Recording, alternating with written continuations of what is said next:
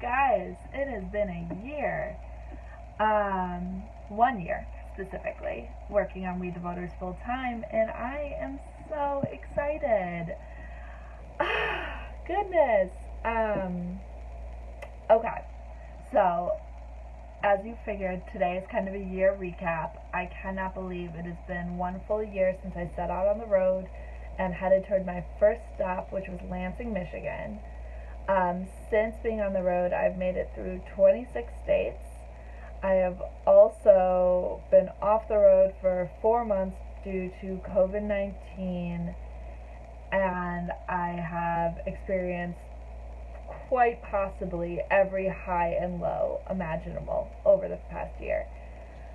But we'll get into that. So I figured today what I wanted to do was go back through some of my old journal entries and voice memos and different things and kind of look back at old pictures and just remember, essentially, what it was like to get on the road and to do this project and what I'm thinking about for year two, which may become a second video, just depending on how long this is. So, without further ado, I'm going to play you my first voice memo from the trip. I made this on day one and show you some of the pictures from those first couple days. So, here we go.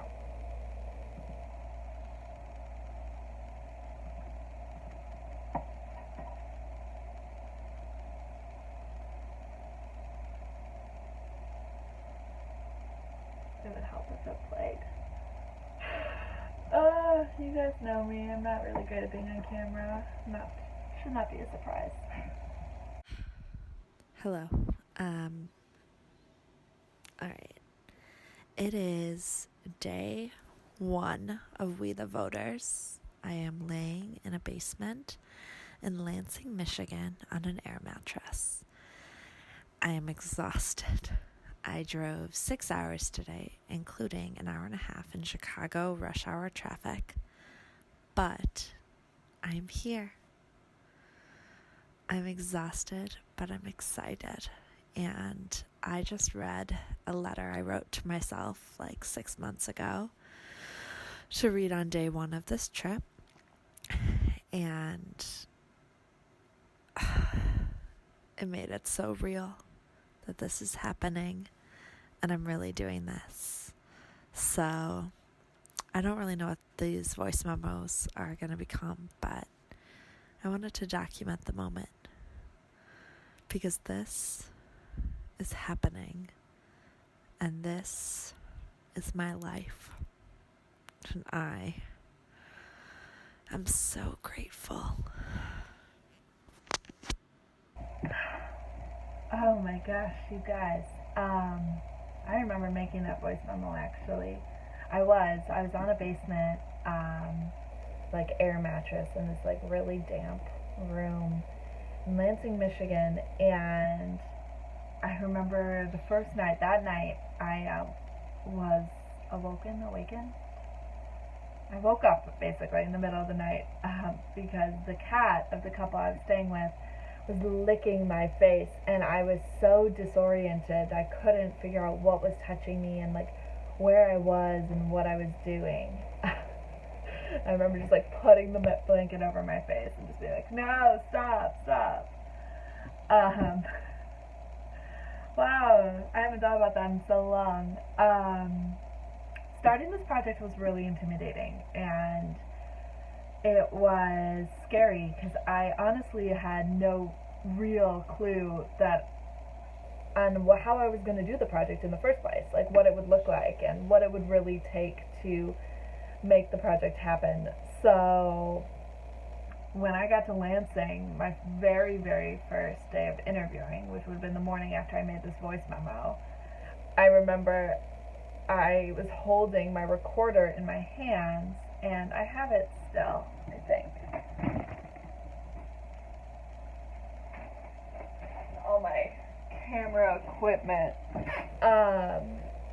So I bought this recorder right when I'd started the project, and it was something I researched. I used it similarly a lot when I worked in a newsroom, and this is just an upgraded version. And I was looking at it on that first morning, and I realized I didn't know how to use it.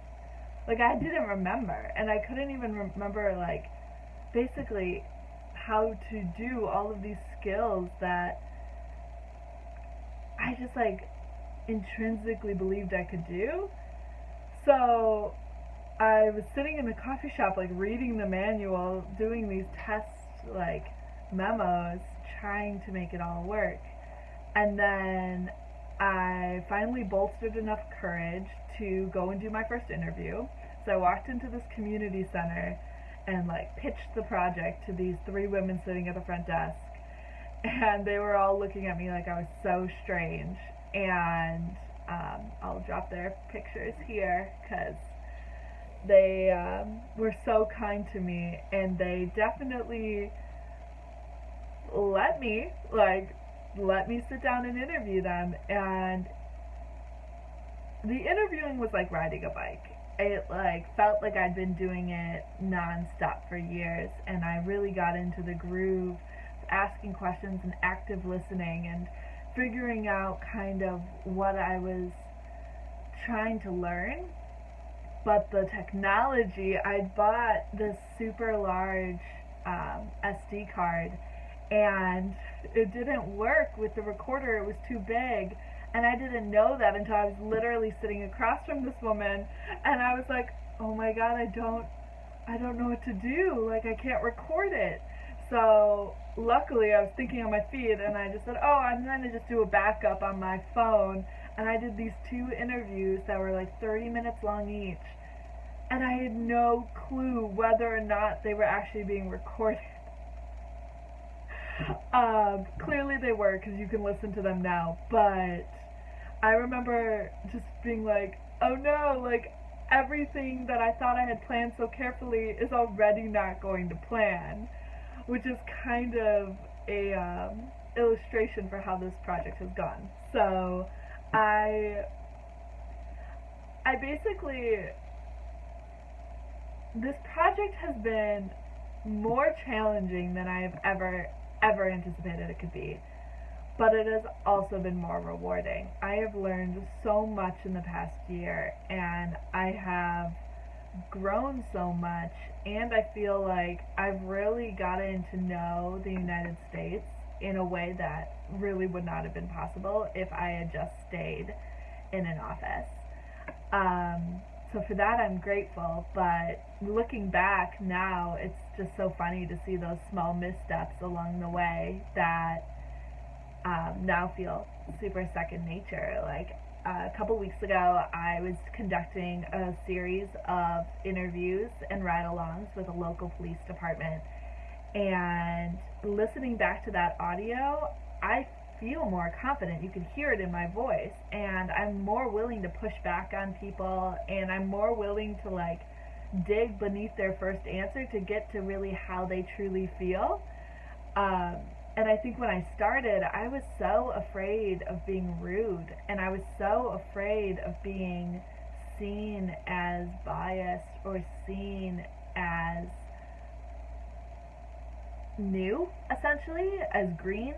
And I was afraid that I wanted to get every interview done basically as fast as possible, and I was still learning kind of the steps along the way. And now I feel way more confident in my ability to listen empathetically and present things fairly and to be non-biased and to share different perspectives so we can all learn from it. And I don't think I would have gotten there if I hadn't stumbled through those first couple interviews, but also made it through 26 states so far. So it's really funny to listen to. Kind of those, like, tremors of I'm so nervous but I'm also excited in that first memo. The second memo is from a week later. So I was in Ontonagon, Michigan, which is in the UP.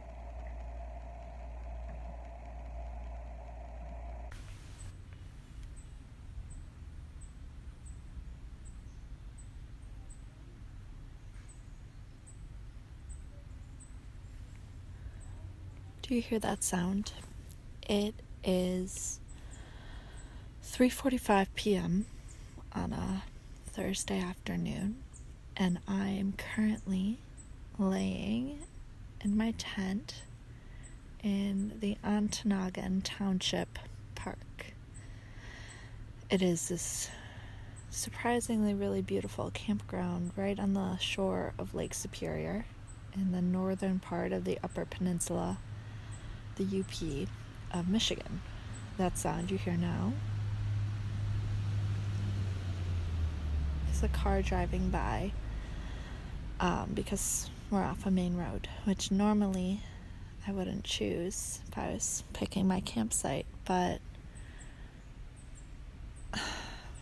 being alone means I'm a little less fearless when it comes to the great outdoors than I would be with somebody else. But it's my second time camping alone. My first time was in Arizona, and this time has gone extraordinarily better. First off, I made it through the whole night sleeping in my tent, which did not happen last time. And I even slept relatively well. Not super great, but better. About as good as I do on a normal night. I'm finally catching my stride. I have done 6 interviews today. I have 1 more lined up, and then I'm going to try and get a couple more tonight at the bar. I need to talk to some men of Ontonagon. I haven't met a single man yet. But the women here are amazing, resilient, and hardworking, and just wicked cool. Anyway, I don't know what I'm looking for on this trip, or what this is all supposed to mean. And maybe it's okay if I don't know what it's supposed to mean yet, but I am tired, and I am ready, and I really desperately badly want this all to mean something. Okay, first of all, what about that dramatic intro? I'm not really sure what I was doing there, but I love it. I really do. I can feel myself back in that tent. I remember that day because I did what ended up being 8 interviews total in one day, which was quite a few for me. I essentially went up and down the main strip of this small town and just cajoled every single person I met into talking with me. And it was fun. That town was cool. That was the first time also I started to get an inkling of a few of the main topics and concerns that have followed me throughout the rest of the country. Things like rural tourism and rural gentrification, things like the opioid epidemic and drug crises, things like sexism and toxic masculinity, particularly in small towns and rural areas, are all things that I really never had a first-hand experience with until I got on the road, and now have given me so much to reflect on and learn and discuss and share in the past 12 months. So it's interesting to kind of hear myself start to process all of those feelings. Also, I'm tired. Oh my god, girl, you don't even know tired yet. Oh my goodness. Like, first of all, you'd be less tired if we stopped like taking a nap in the middle of the afternoon. But like, also, the work had just begun. I'd been on the road for 2 weeks, so obviously granting myself grace because I can only do the best I can with what I know then, but I'm grateful that I pushed through being tired and I kept going and going and going even when the road got hard, because I've learned so much and it has been so worth it. On that note, I really want a LaCroix, so I'm going to be right back with a little magic of editing. Okay, I'm back. Cheers. Where were we?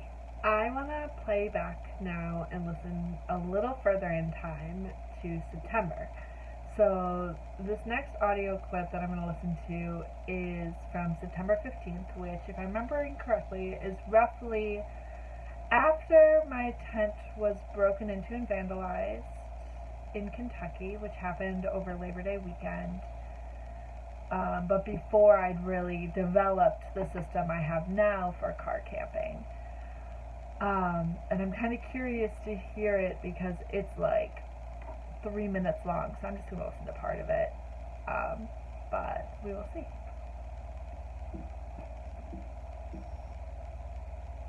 If I can get it to go.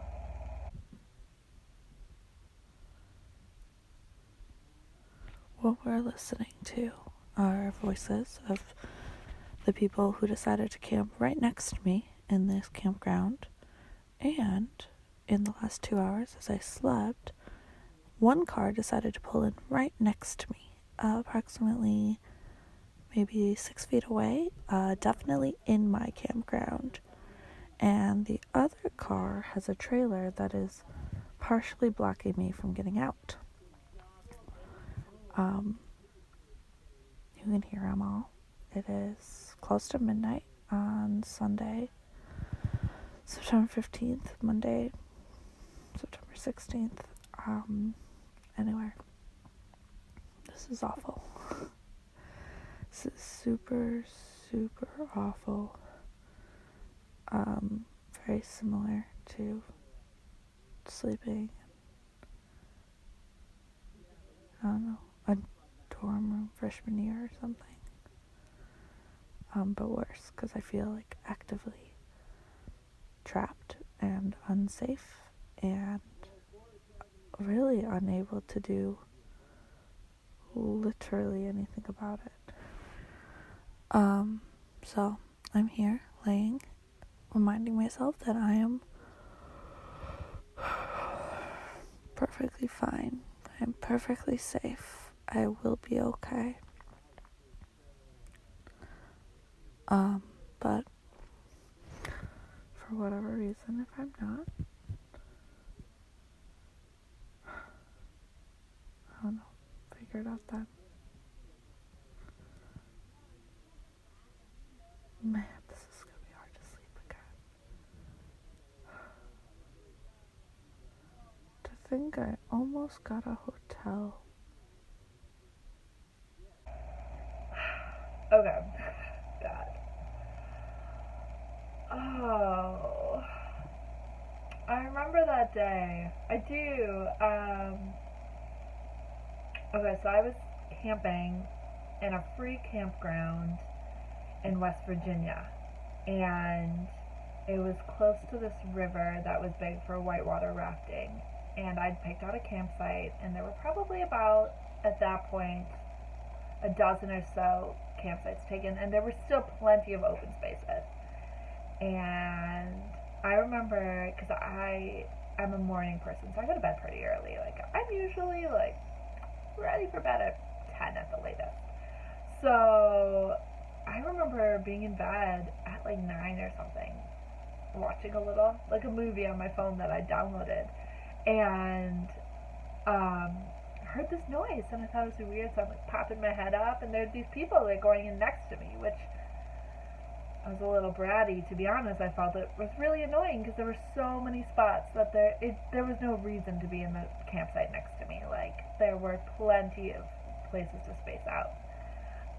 But I didn't think anything really of it, and I went to bed, and then, as you heard, I woke up, and it was a whitewater rafting crew, probably about 30 people, 20, 30 people, college kids age-ish, and older, to my age and older, and they had not only taken over the campsite next to me, they had taken over my picnic table, they had taken over all around my car. Like, they'd set up tents, and they'd parked next to me, and as I'd mentioned, obviously in the voice memo, like, the trailer was backing me in, and it was rude, first of all, like, super rude. There was no reason to infringe on my space.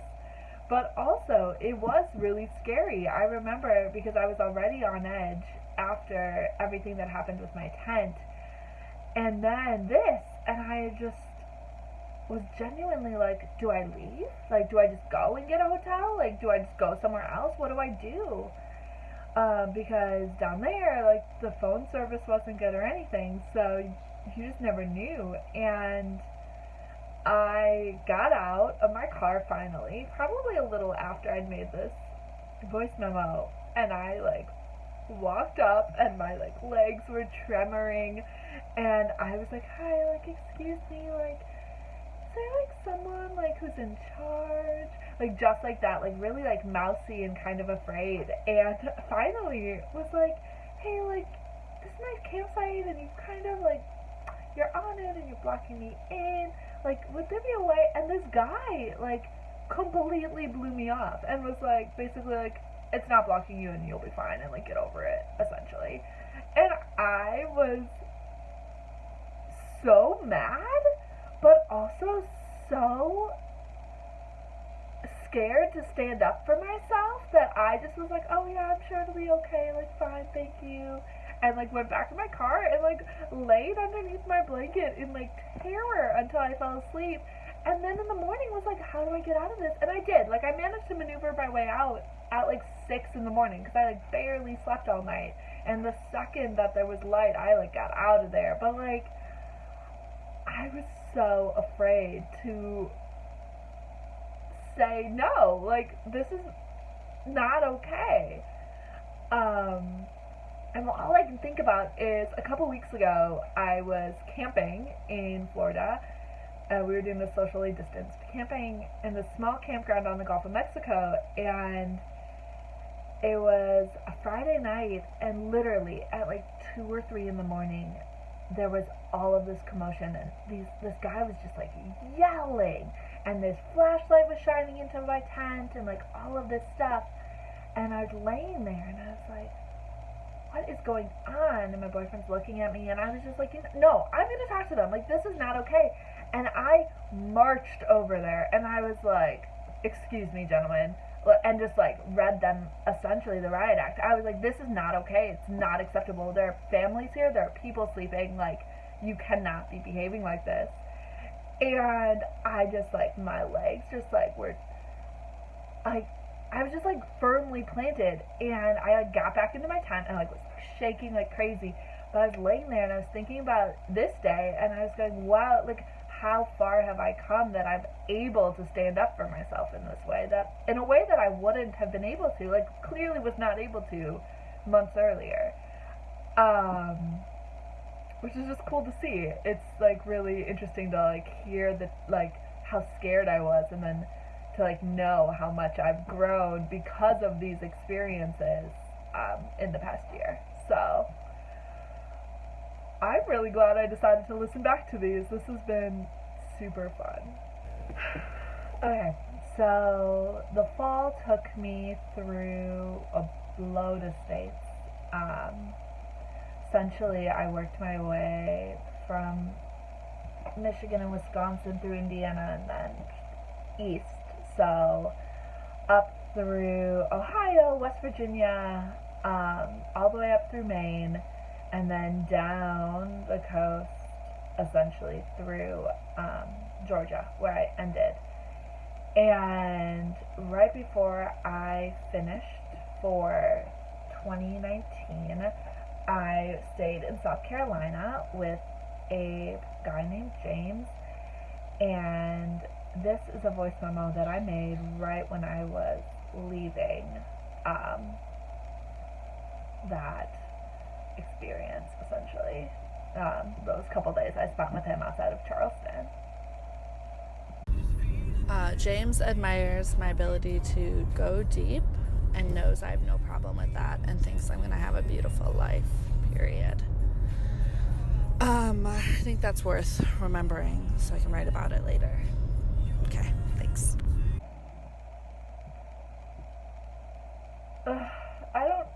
Honestly, even if no one watches this has been really nice for me because it's forcing me to remember why I started this project, and it's super uplifting. That was really nice, and I'm glad that I'd made a voice memo about it because I had completely forgotten about it. But yeah, James was cool. I remember him because we spent a lot of time like talking about the project and life and like my career and what I wanted to do and like goals for the future and stuff. And the people that I've met along the way they've definitely been the best part of this trip. From the people that I've interviewed, to the people that I've stayed with, to the people that I've just like randomly met or like come across or like just like shared a couple jokes or laughs with or whatever, like that, I don't know, it's been incredible, and there's no way to really, I'm trying to put it into words and to put it into words succinctly, though as you know me, I am not a succinct woman, but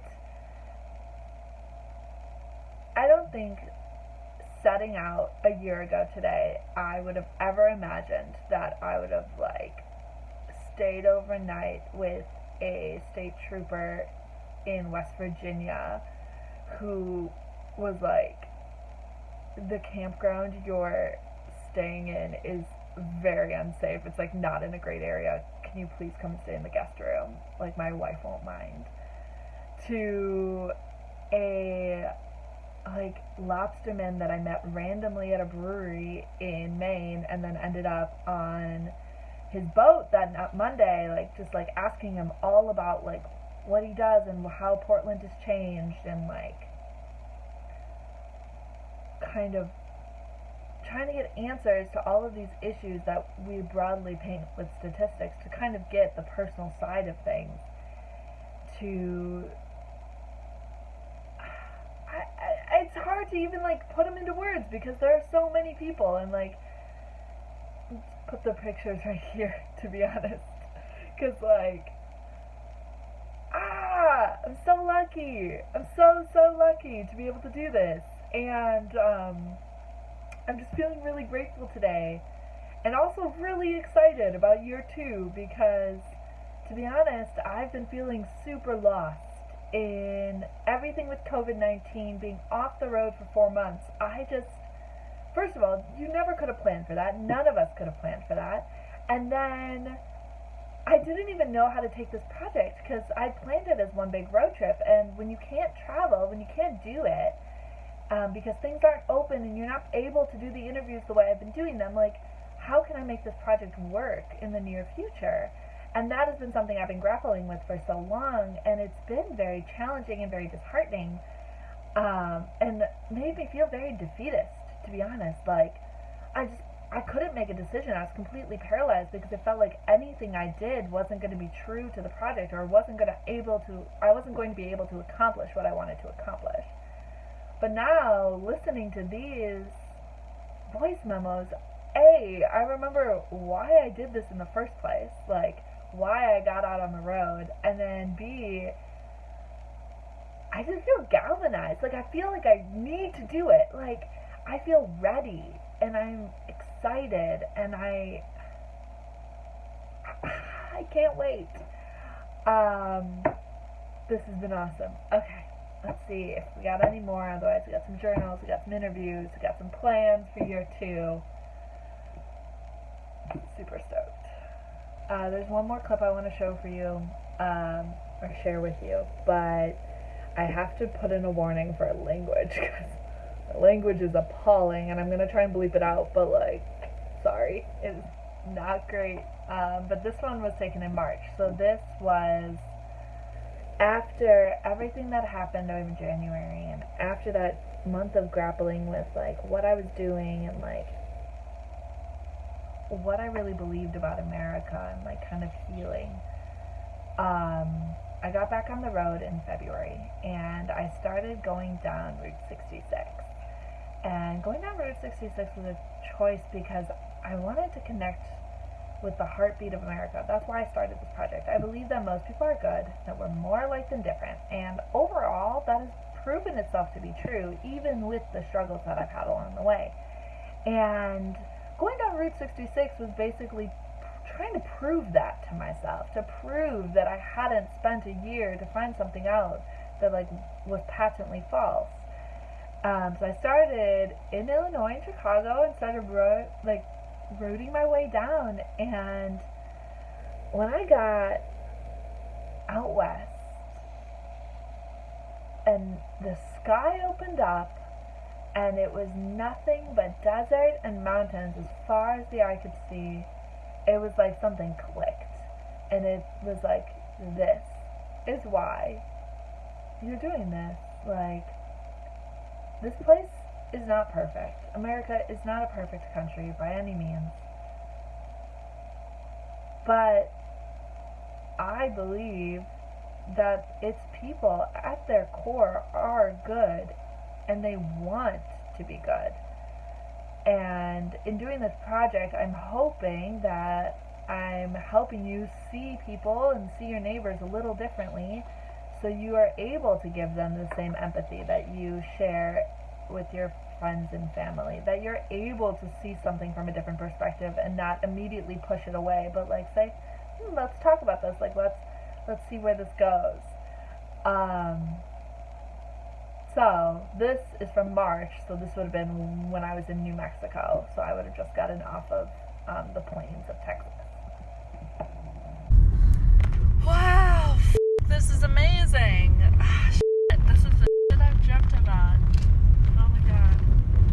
I am driving down a gravel road right now in New Mexico, and it is so stunningly beautiful, and I can't even. I'm so lucky. So, again, language. Sorry. Not really great. I actually don't really even have a potty mouth very much, so not really sure what was going on there. But, it's true. New Mexico is beautiful. Arizona is beautiful. California is beautiful. Like, I'm sure out west in the northern bits it's beautiful. I can't wait to get there. This was taken just a few days before I got off the road, and I'm not sure if you can hear it, but I can hear it. How excited I was and how invigorated I was about this project. I had just come off of Oklahoma, where I'd done all of these amazing interviews in this small town called Valesti. And I was feeling really galvanized that I knew what I was doing, and I was so excited, and I was proud of myself for being resilient and not just giving up when things got really hard. And then COVID happened. And I didn't give up. I mean, obviously I'm still here, but it definitely doesn't look the way that I envisioned 2020. Right now, July 22nd. I don't even know if I want to tell you, because it's just going to be so depressing to me. But I was supposed to be on state 46 or 47, somewhere in there. I was supposed to be basically making my way back towards the south, where I was going to end. I think I was supposed to be in Arkansas right now. Obviously I'm not. I'm currently sheltering in place, safe at home in Georgia. But I'm so ready to get back on the road as soon as it is responsible and safe. I promise you I'll be there, because this is... Starting We the Voters was not easy. And trust me, there have been days that have been super hard. Days that like really pushed me to question why I was even doing this in the first place. But for every day that was hard, there have been 5 days that have been incredible. Like, there have been 5 moments where I just sit back and you're like, ow, is this my life? Like,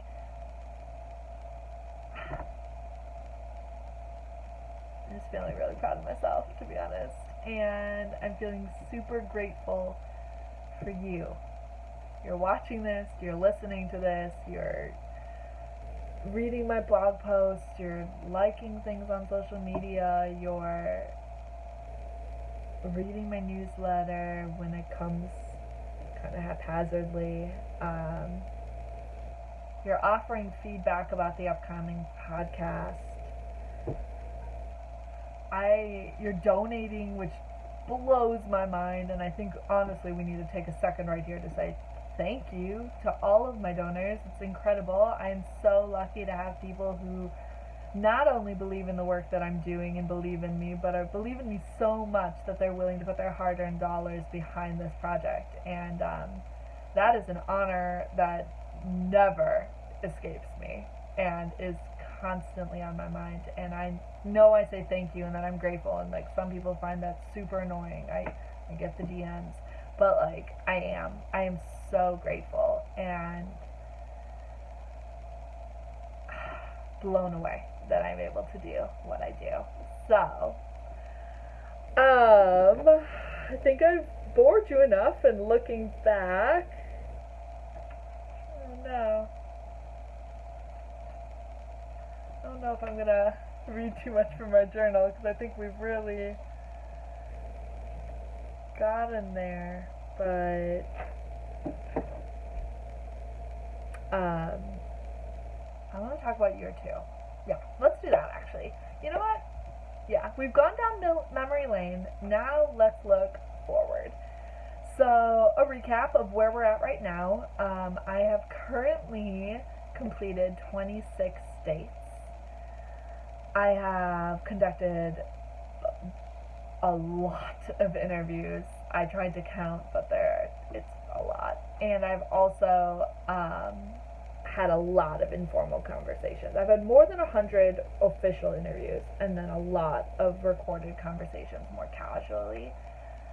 And I have been on the road for a full year, and I've made hundreds of stops.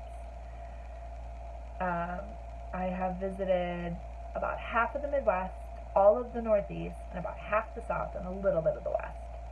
So kind of like, I'll put in the map here actually, it'll be way easier to visualize. So, as soon as it's responsible to do so, I want to get back on the road soon, hopefully. I can't commit to a date just because everything is so in flux, and each state has their own restrictions that are being loosened or they're getting tightened or whatever. So I'm watching everything as carefully as I can and trying to make those decisions. That said, obviously the work hasn't stopped here at We the Voters, nor will it stop in the near future, even though I'm not on the road. I'm currently talking to you from my makeshift office, and we are the royal we, I suppose. So here's what's going on. We got the blog, which I post 3 to 5 times a week. We have social media where I post almost every single day, to every day, a couple times a day, depending on your favorite platform. I'm most active on Facebook, Instagram, and Twitter. And then we have the newsletter, which goes out about twice a month, just because there are fewer updates because I'm not traveling. Now, what's coming up is super exciting. First of all, the second I can start traveling again, I want to complete Route 66, which means I'm going to complete that vlog series, which I'm very excited about. I love taking you on the day in the life. Also going to be investing more time into the YouTube channel, doing some behind the scenes work so you can kind of get a sense of how the work for We the Voters happens. But also, I am very excited about an upcoming documentary series. This is going to launch in winter, so likely around January 2021, where I'm going to be doing a docu-short, so something between 20 and 40 minutes, once a month, that dives deeper into an issue here in America. I cannot tell you more than that right now because it's still kind of in those preliminary stages, but I've been going through all the footage and I have so many plans for future footage, and I'm very excited about this. It goes back to my broadcast journalism roots, so I I'm excited to kind of explore this new medium. Stay tuned for that. And then also, we have the podcast series, which you've been hearing about for so long, and it's launching in fall. We're like roughly around 6 to 8 weeks away. I cannot wait. You voted, and our theme for the first season, which is 12 episodes, is called Debunking American Myths.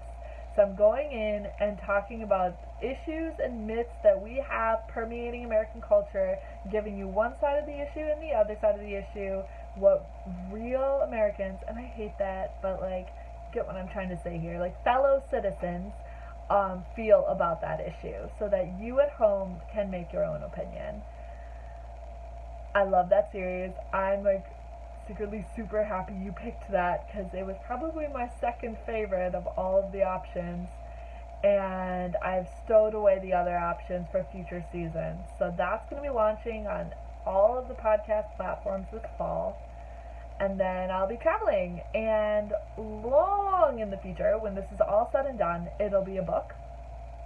It's like an ethnography memoir, so essentially diving even deeper behind the scenes in the process and the transformation of completing this project, but also the observations and lessons I've learned about the United States along the way. And from there, who knows? The sky's kind of the limit at this point, which makes this even more exciting to dream about and think about, because, to be honest, I don't think I really could have envisioned all of the ways this was going to look a year ago today. So it's hard to really envision or imagine what it's going to look like a year from now. But as always, I will keep you in the loop, and